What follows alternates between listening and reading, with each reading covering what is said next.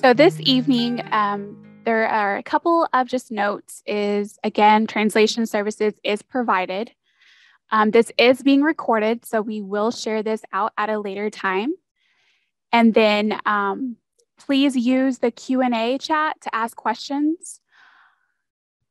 And we have some representatives here through our college access program, Miss Sarah, who will actually be able to answer any questions that you might have during the presentation. And then I will remind you guys at the end, but right now, again, visit the College Access Program website for additional help. And I'll tell you how you can get that help. And just thank you. Thank you for taking the time this evening in a Thursday night for an hour to learn about financial aid. So why is financial aid important every year, but especially this year? It is a graduation requirement for our seniors. The TEA, the state, has implemented House Bill 3, which requires that students enroll in the 12th grade must do one of the following in order to graduate. So if you're a senior, you either must complete a free application for federal student aid, the FAFSA, or you must complete a TASFA, the Texas application for state financial aid. Or you can submit a signed out opt-out form, which the Dallas ISD will be providing those details when students are meeting with their counselor for their graduation consultation. So just know that is an option, but every senior must do one of the three. So what can you expect this evening? You can expect a lot, as you can see. We're going to review some mythbusters for after you submit your financial aid. We're going to look over a SAR, a student aid report. We're going to talk about financial aid processing time, the verification process, college portals, contacting financial aid offices, financial aid award packages.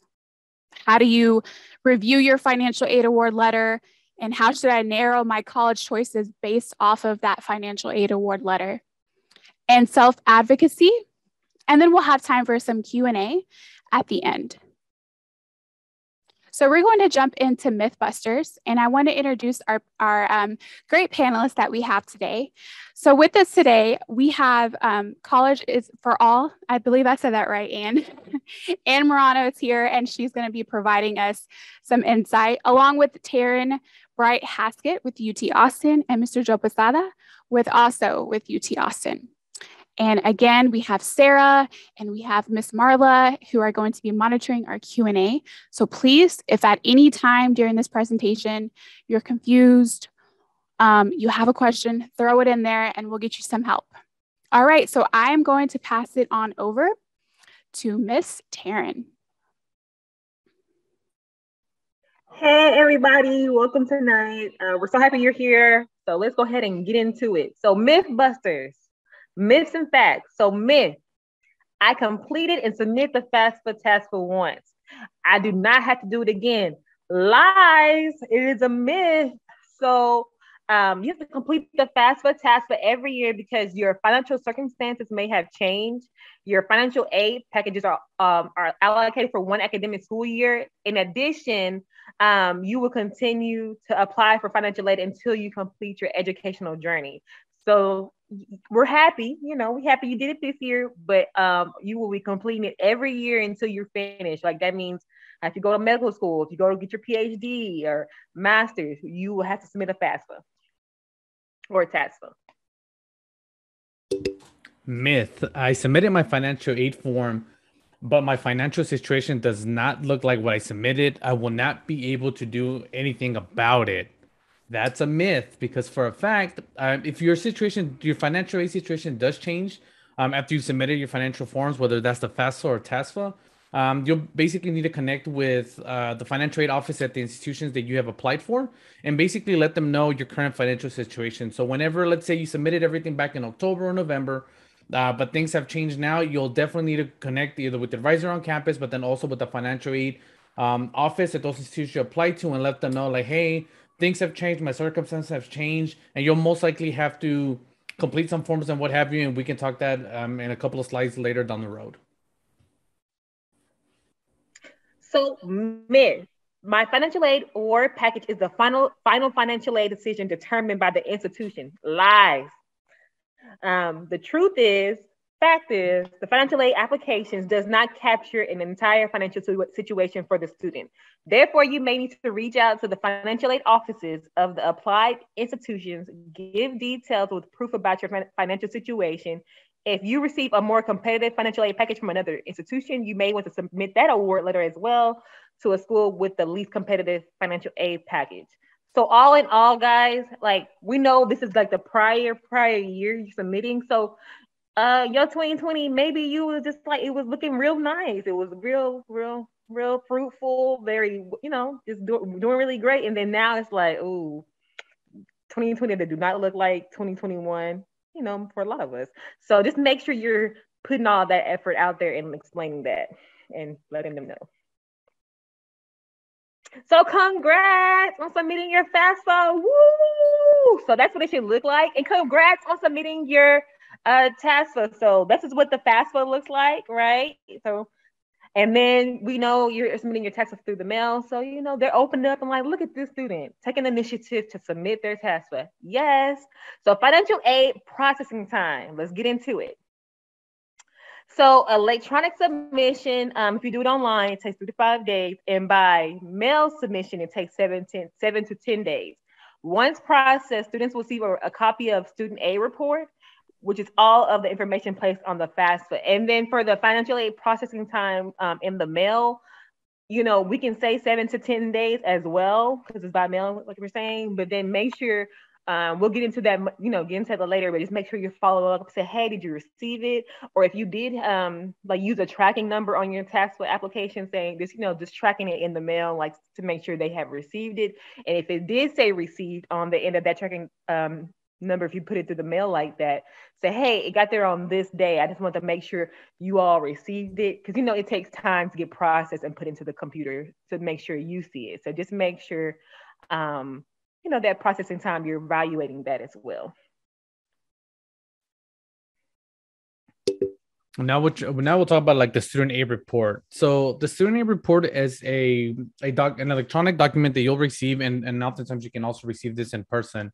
But you'll receive it from the FAFSA. So whenever you complete it, you submit everything, you'll get a student aid report.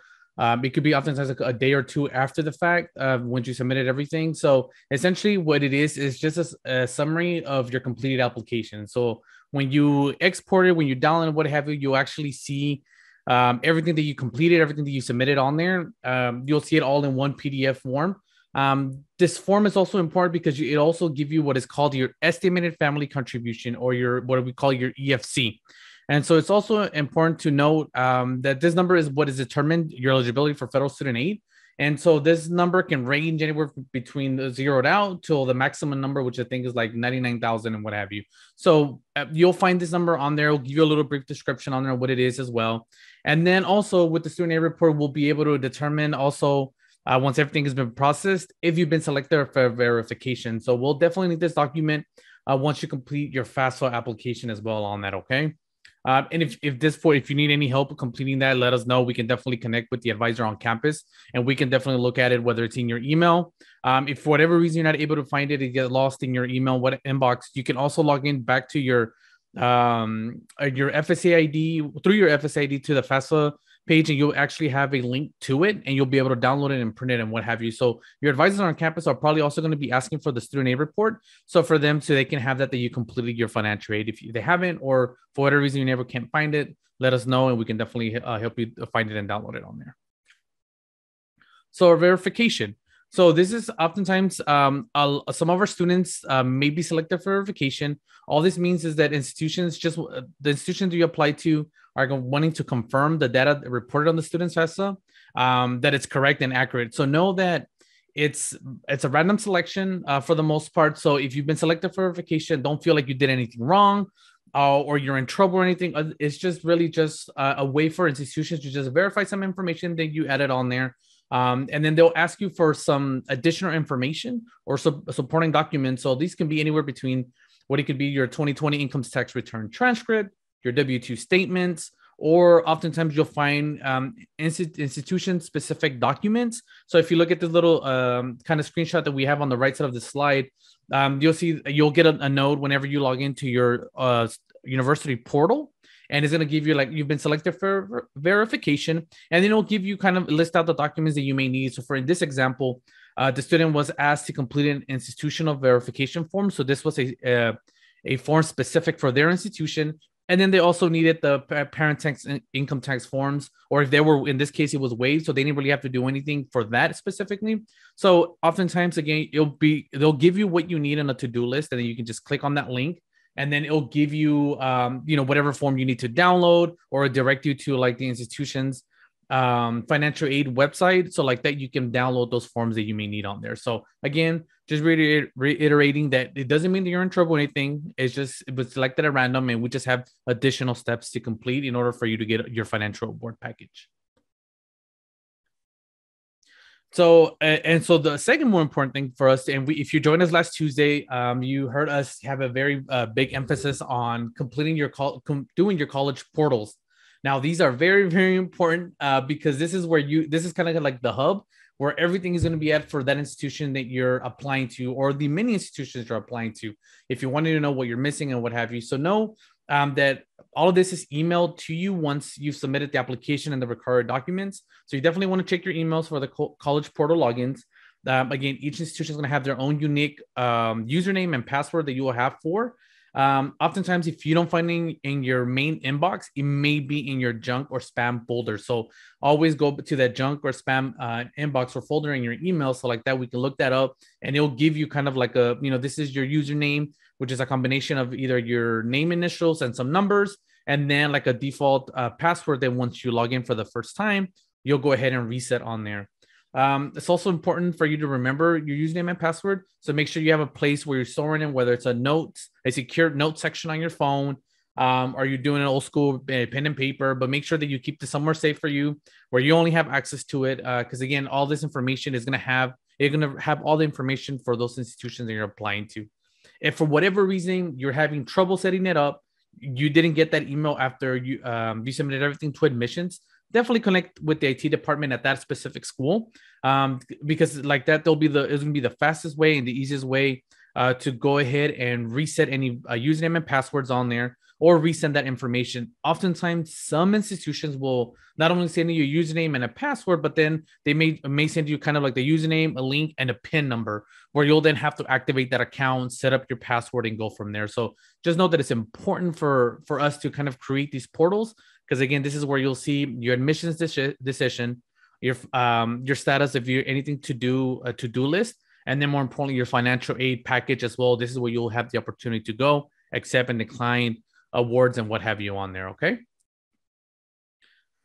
So let's say once we set up everything up, you still have questions, you have things to do, or you're trying to figure out what's going on. It's important for us to kind of identify how to contact our financial aid offices. And so the easiest way to do it is just going online and searching for the financial aid office contact information. They will have a phone number, a mailing address, a fax number, an email, and then oftentimes they'll even have like a little text pop-up that comes up.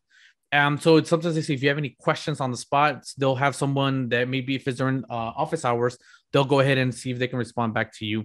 Oftentimes you'll also find maybe some institutions may have a specific financial aid advisor or officer in your region for your high school. So if you're applying to an institution that may not be necessarily in North Texas, but they're down south or another state and what have you, you might be able to find a regional contact. And so you'll be able to talk to them directly. They're going to be, working with you and what have you. If you're applying to some of the schools in North Texas, you'll definitely be able to identify a financial aid person or point of contact for you to be able to ask any questions if you're having trouble submitting verification documents and what have you. And it's important to develop a relationship with them as well, because as you're progressing or as you're transitioning from, high school to college and what have you, it's always good to have someone that in the financial aid office. Because if for any reason you're having issues now, or let's say everything goes smoothly, between now and your freshman year, but as you're continuing your education at that institution, it's always good to have someone that there in case some hiccups happened, or you decide, hey, I actually forgot how to do this. Is there someone I can talk to and what have you? So it's important for that. And I think the most important component of it is that they're also going to be someone that you're going to be able to talk to them, and they're going to be able to understand your financial situation. So it's definitely important to build that relationship with them. And again, be consistent with your communication. Because again, like, you built this relationship with them, and let's say, again, maybe the first year, the first 2 years, everything goes smoothly. Then the third year it hits you, and then it's like, oh, wow, I need somebody to talk to. And like that, you've built that relationship with them. Thanks, Joe, and good evening, everybody. So now that you have logged in and successfully viewed your portals that have been shared with you by each college and university, so that you're keeping up on your to-do lists and any kind of information the college or university is sharing with you, and you started to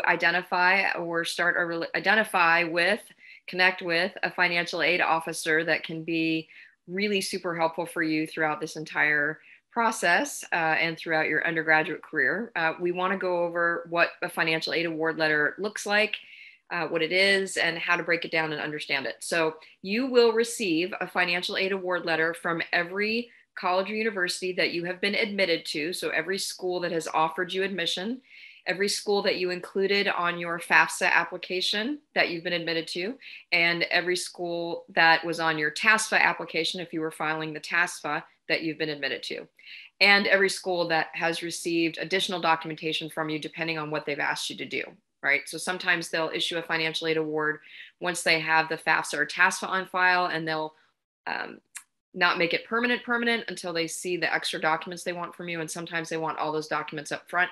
The same goes for verification. Joe touched on verification. Not everyone will be selected for verification, but for those of you who are, and you have to provide additional documentation for each one of your schools. Sometimes schools will not award you financial aid until they get those documents, and other schools will hold off on expecting those documents from you until they know for sure that you're coming to school there in the fall, and they'll need them before that actually happens. The financial aid award will include information on the help that you're going to get from the college or university and give you a better sense of what your out-of-pocket expenses will be. So now we're going to take a look at what one of those actually looks like. Before you dive into what did the college give me, so how much money do I have in hand, it's good for you to have an understanding from each one of your schools or each one of your colleges or universities, each one of your schools, what the cost of attendance is. So bottom line, what will 1 year cost me to attend? And actually, it's good for you to look at a 4-year plan at a 4-year cost. Hopefully that you can get through that degree program in 4 years, knowing that every year things will go up just a little bit. There will be a percentage increase in the expenses to kind of plan for that and look at a 4-year range of costs. But here's what goes into that total cost of attendance: tuition and fees. So you need to pay for your classes, and colleges have all sorts of fees. There's a technology fee, there's a library fee, there's recreation center fee, a health center fee, orientation fees. There's all kind of fees that gets added to the cost of your classes, which is your tuition. And that's not something we're used to paying. Maybe some fees, maybe you've been in clubs or organizations where you've had to pay those fees, but every day when you went to school on a Dallas ISD campus, we did not ask you for money to go to class, right? So you didn't have to pay your way for your classes, but in college you do. And so anyway, that's tuition and fees. Housing and meals, you may also see that on an award letter stated as room and board. That's kind of an old-fashioned way of saying it, but basically if you're living on campus, that's what you need to pay to live on campus. So it's for your space, for your room in the dorms, in the residence halls, and then for your meals. And you'll have some choices with your meal plans and with your housing. You can decide to live in a triple with 2 other people, maybe in a suite situation, not suite like cool, but suite like SUITE, like an apartment situation where there's a couple of you in one room, and then maybe you're connected to another group of people by a bathroom in the middle. Maybe you're living like my sister did when she was in college. I called it camp style, but she and a roommate had this huge room, and then the bathrooms were all community style down the hall. And so in their room, I think they had a sink and a closet so they could wash their faces. But if they had to go to the bathroom or shower, anything like that, they had to go down the hall, and it was like camp. And I was too fancy for that. I needed a bathroom in my room where I could do all my personal business. Anyway, but you get to decide how swanky you want, which kind of room you want, how swanky, small, big, extra roommates, a single rooms with a view are obviously going to be the most expensive. Private bathrooms add a little bit to that. And then your meal plan, you get choices too. I know I'm going a little beyond the scope of the conversation, but I think it's important for you to understand that you have choice and you can control some of the expenses. Tuition and fees are fairly set, but housing and meals, there's some flexibility for you to get to make a decision. And with your meals, you'll get to choose a meal plan. How many meals a day or week or spending dollars, flex dollars for the dining room do you want to be able to use? And sometimes you can use those at the bookstore, or if they have little snack shops on campus, right? So you'll get to choose that too. Those things together, those four things together, tuition, fees, housing, and meals, those are what we call direct costs. And those are billed to you by the college or university. So they're direct because you pay them directly to the college. And like I said, you have some control over the housing and meals, not as much over the tuition and fees, but those are fixed costs. So those won't vary. They can year to year, depending on what plan you pick for your housing, your room, or your meals, but they're pretty much fixed. Other expenses that you need to be aware of, that you need to plan for, are indirect costs. So expenses that you're responsible for that are going to come up.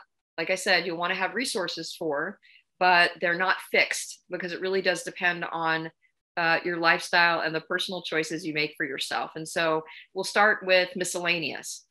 Miscellaneous can be your personal expenses, anything it takes to maintain you from head to toe. So if you're used to getting your hair done a certain number of times a year, keeping your nails looking sharp, wardrobe, if you're moving to a climate that's different from Texas, or part of Texas that's different from the Dallas-Fort Worth Metroplex, and you actually need a real coat or real boots or an umbrella, whatever it is. So it could be wardrobe needs. It could be anything it takes, like I said, to maintain you head to toe, your shampoo, your personal hygiene items, your phone.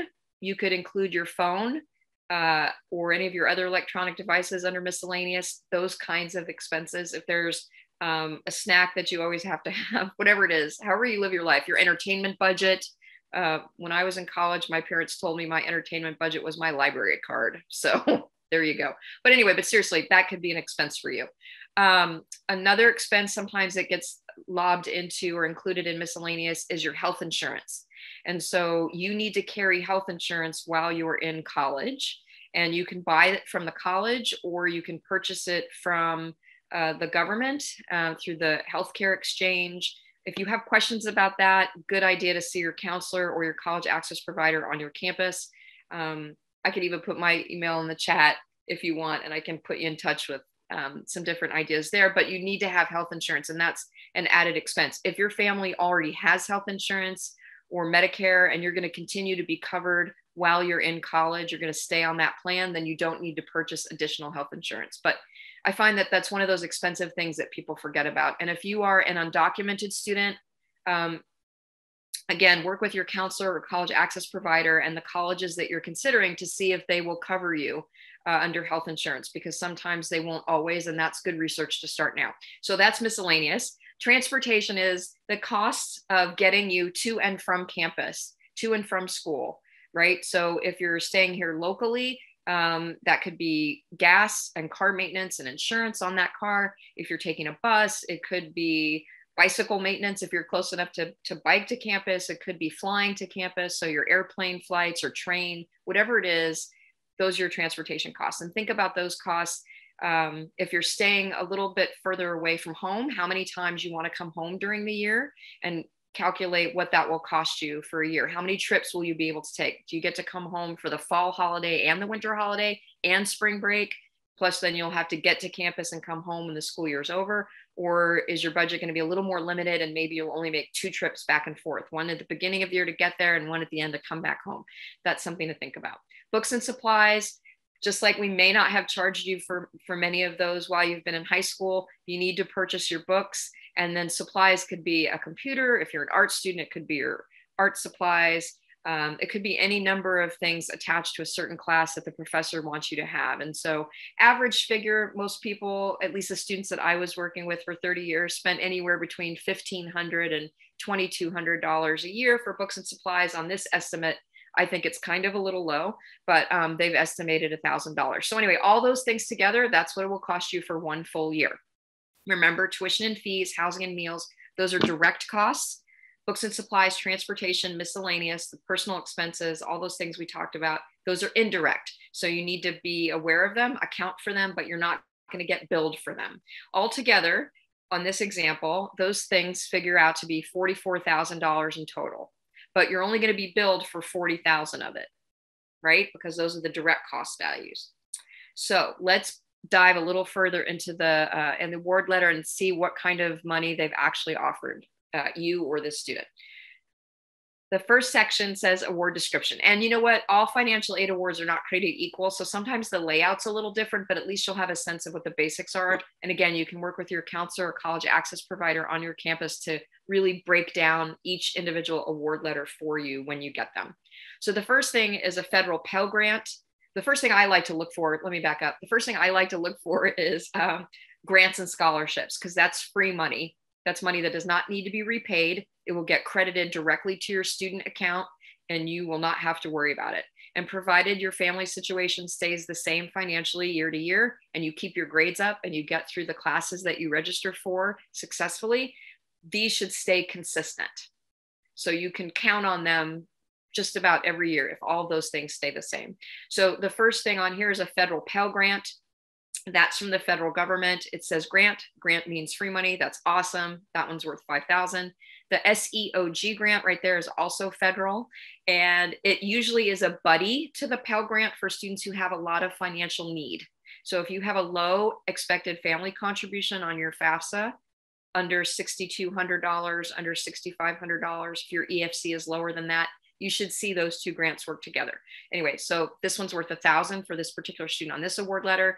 They were offered a scholarship worth $20,000. That's fantastic. Bravo, all the confetti. We love to see that.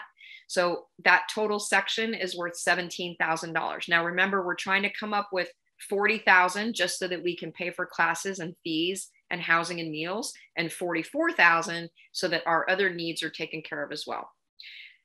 Net price is what you get when you subtract your grants and scholarships from the cost of attendance. And so in this case, the student's been awarded in grants and scholarships $27,000. The estimated cost of attendance, which is all of those expenses put together, is $44,000. So the student still needs $17,000 for the year.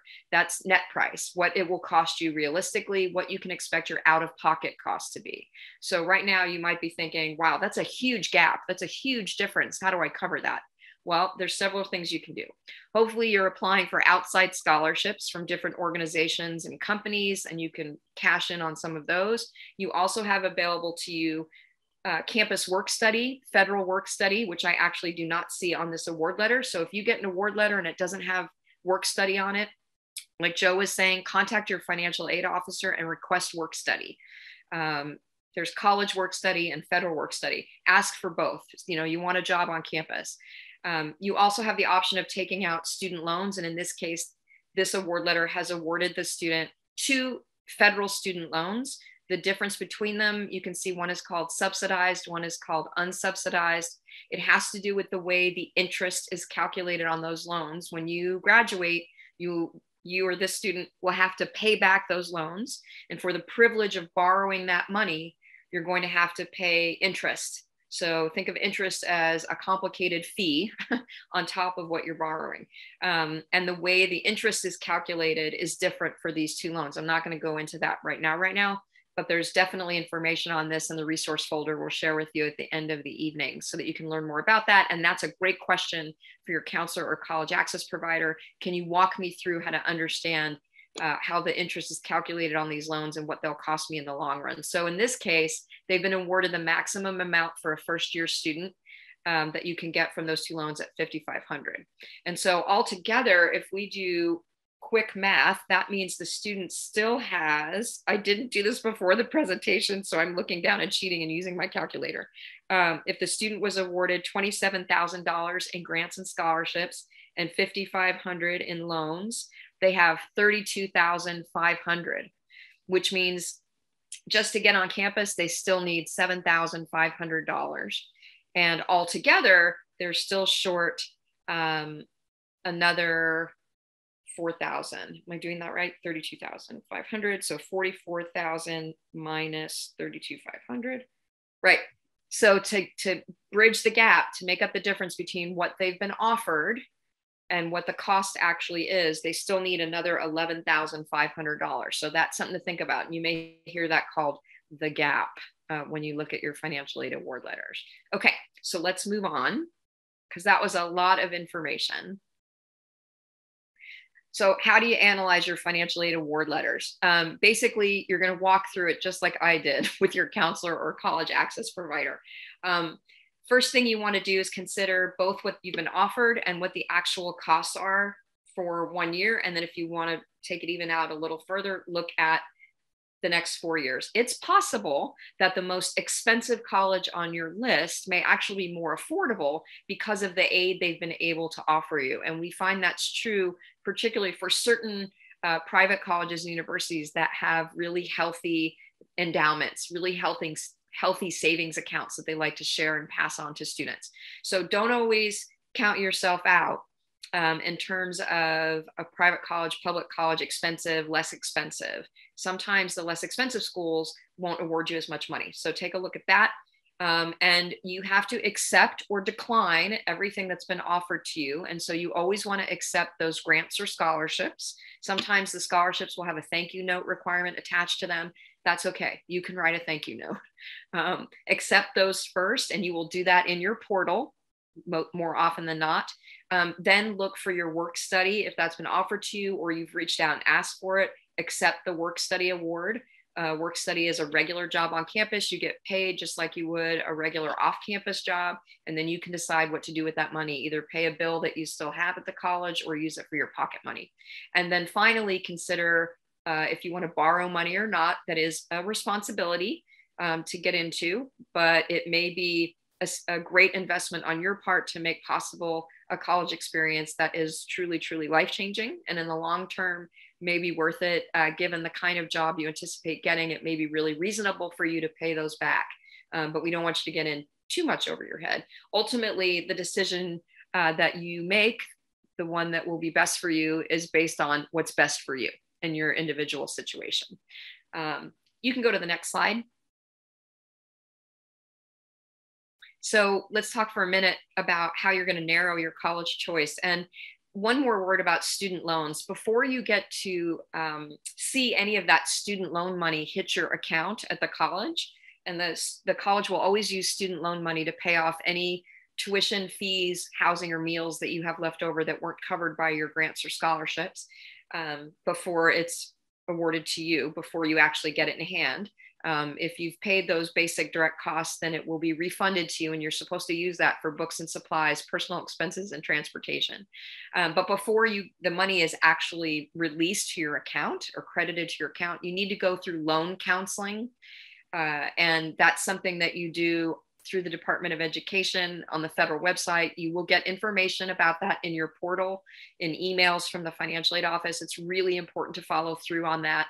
And then you'll have to sign a formal contract, what they call a promissory note, which is a fancy term for a contract, saying that you understand what you're getting yourself into. And when you go through the loan counseling, it's all online. They're going to walk you through your rights and responsibilities as a student loan borrower and actually give you an idea of what your payment plan will look like based on the kind of job you think you're going to have and the budget that you'll make for yourself. So that's important.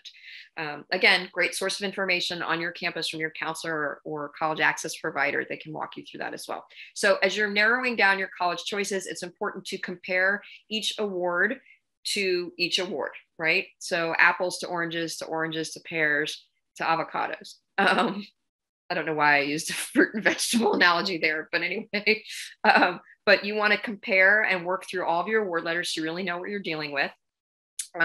Decide if the financial aid that you've been awarded and maybe whatever money you've been able to save or earn from outside scholarships will be enough to cover your need or your gap, whatever's left over. Think about borrowing and if that's going to be a good move for you and what options you have in that area. And then plan out what those payments may look like once you graduate, your loan payments. So you have a real sense of that financial commitment that you're making. I also want you to think about going back to your original reasons for why you applied to those colleges in the first place. What kind of community are you looking for? What kind of community do you want to be a part of? How do you anticipate getting involved on campus? What are the sorts of experiences and opportunities you'd like to have access to? What kind of people do you want to be surrounded by? What kind of environment do you want to be surrounded by? What kind of academic choices would you like to have? Go back to what you value most, what you're hoping to get out of your experience in college, and then weigh that against the options that you have, and finally the cost that it will come back to you, and how you're going to be able to afford it. So all of those things will help you make your choice. Most important thing of all, and Joe hinted at this when he talked about striking up or starting a relationship, communicating directly with a financial aid advisor consistently and responsibly and often, right? So that that person knows your story and your case, is self-advocating. And so we want to encourage you, we want to empower you to put your crowns on and learn how to speak up for yourself. You cannot possibly have any question that's out of the ordinary or that's too big to ask.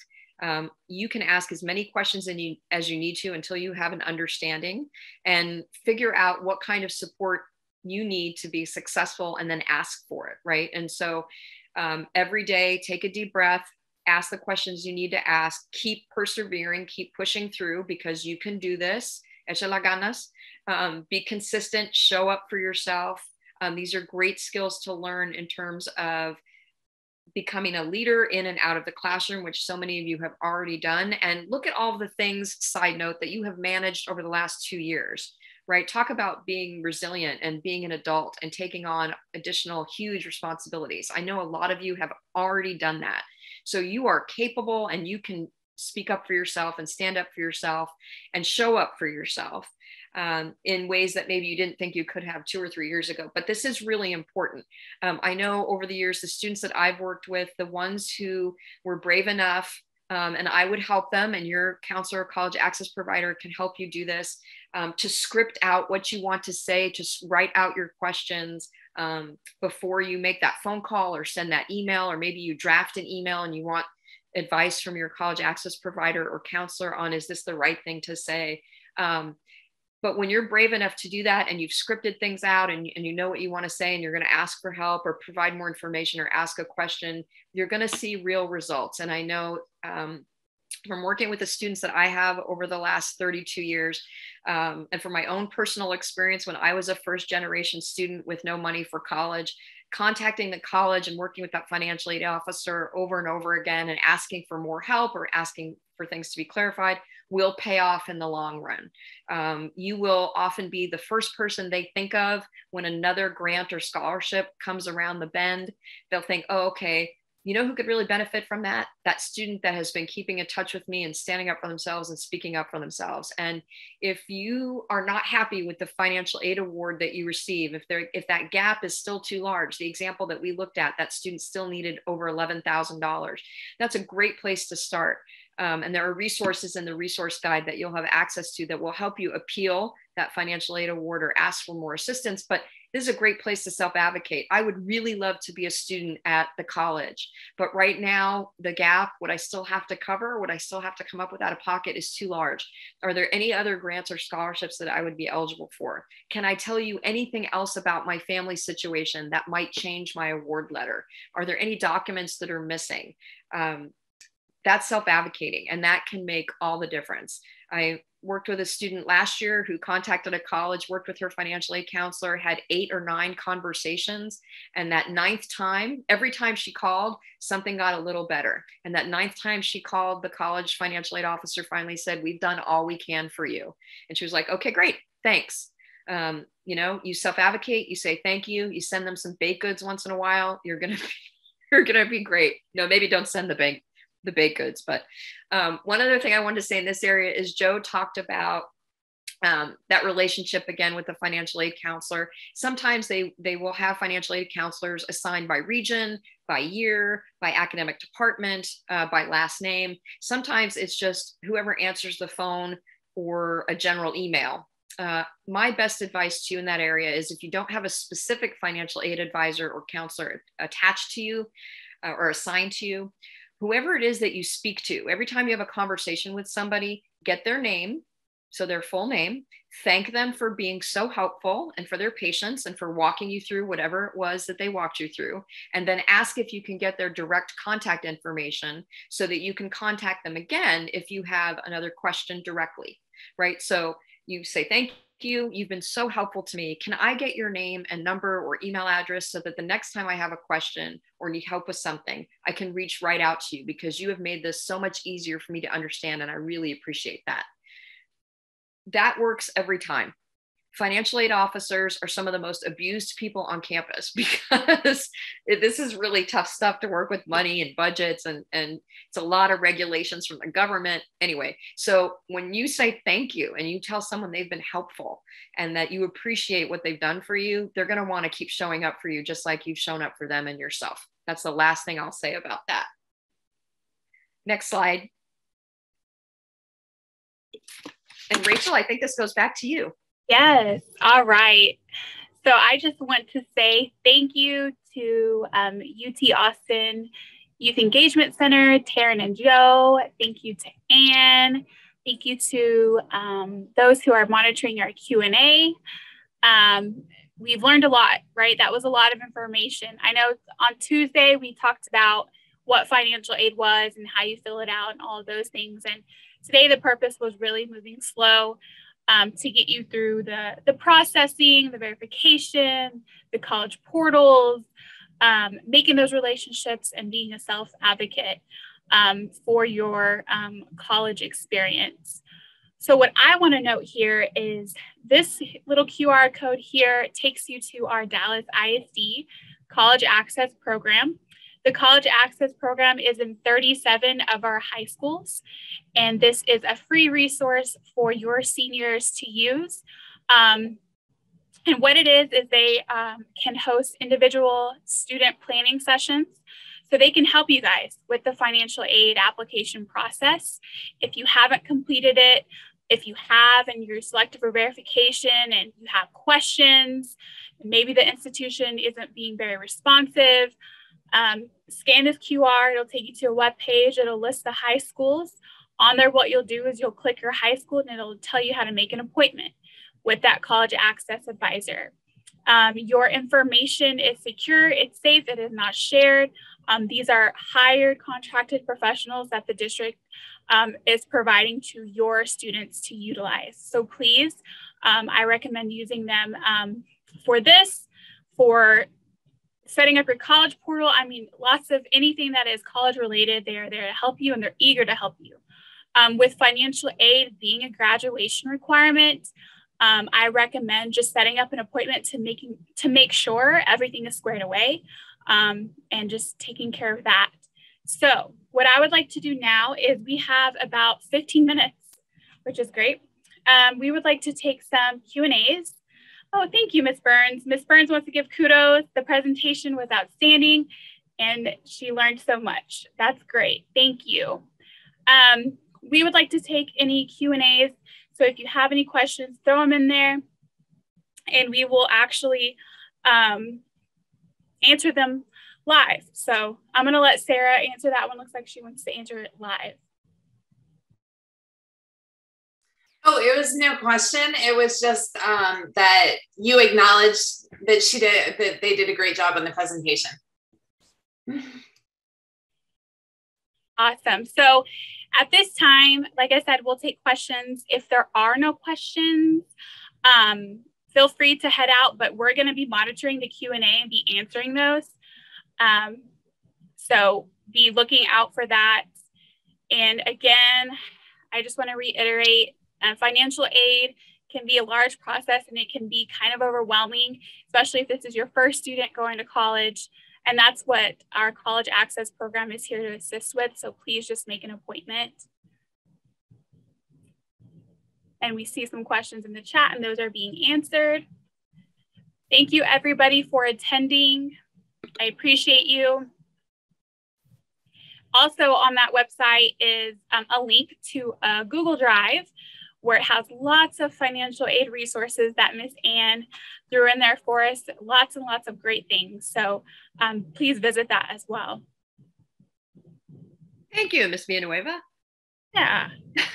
I'd like to encourage everyone to visit the resource drive, and I'm just going to put it in the chat, but look for the financial aid. Oops, I need to spell financial aid right. Should I come up? Look for the financial aid analyzer or the financial aid comparison tool, because it does the math for you. It is an Excel spreadsheet essentially, although no, it's a, well, if you download it, it can be an Excel spreadsheet, but it's also, if you just use it in the Google Drive for yourself, no, you should download it. Anyway, it does the math for you. That's important. It doesn't matter what format it is, but it gives you the opportunity to compare several different award letters. And so you can plug in the cost of attendance that we talked about. So the housing and meals and fees and tuition, and then kind of guesstimate what your personal expenses, transportation, books and supplies will look like for each campus that you want to compare. And then you can put in all the information about your grants and scholarships and loans and work study and whatever else from each campus. And then bottom line, it will figure out the math and it will tell you, okay, this is what you still need to pay out of pocket. This is what you're short. And you can put the loans in and see what it looks like with the loans. You can take the loans out, see what it looks like without the loans. It's a really useful thing that I borrowed or was gifted by somebody years ago and then adapted.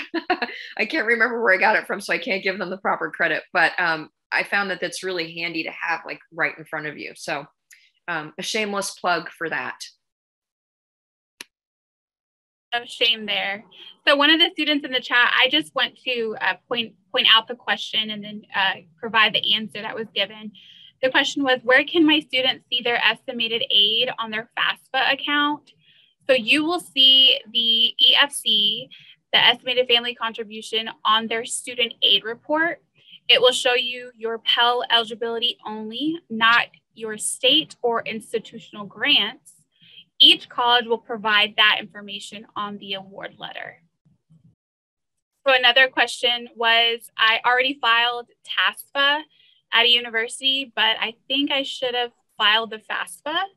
So we recommend that you go visit with your college access advisor. So scan this, make an appointment, click on your school to make sure which application you need to file. So you just want to be sure. And if your status changed, you absolutely can just file the FAFSA. Does doing a work study reduce my Pell Grant amount? It does not. And I will tell you, work study is a great opportunity for your students, because I know Ms. Sarah answered a question earlier about what it was. And the reason why it's such a great opportunity is because they know that your student is there for education purposes. So they're not going to schedule your student some crazy hours. And what's nice is they allow your students to study while they're working. A lot of times it's a receptionist job where they're working at a front desk, or it may be like in the library, or it could be the rec.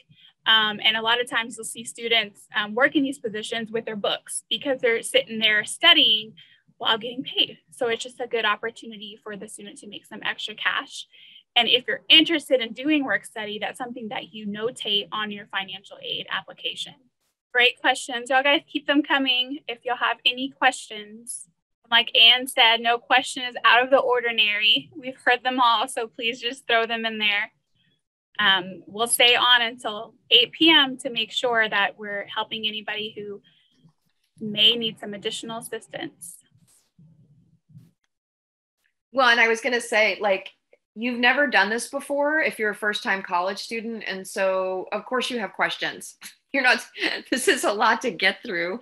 And if, as you're comparing your award letters and making your decision, thinking about all the things that you value and what you want out of your college community, if you ever run into a situation where people aren't helpful, that may say something about that particular college, right? And so think about that too. But seriously, student affairs people in the financial aid office, in the admissions office, in the multicultural center, in the housing office, or the office of residence life, or whatever department in your academic department, like they recognize that this is all new. So you're really not going to ask them a question they haven't heard before. So there are no silly questions. Yeah. And you can share everything you learn with your squad. So, I do have 801, and like I said, I want to be respectful of everybody's time. Again, meet with your college access advisor. Every high school has them. If you attend Booker T, you'll meet with your counselor, and highly recommend just making that appointment just to make sure everything is squared away so that your student is ready to take on enrollment into their institution. If you have any questions, I'll actually put my email in the chat. Feel free to email me if anything comes up. I'm always here to support you. Again, I'm the College Access Coordinator for the district. We want to say thank you on behalf of the great team that was here tonight. Thank you for attending, and we hope this was beneficial to you and your students. Have a great evening. Thank you, everybody.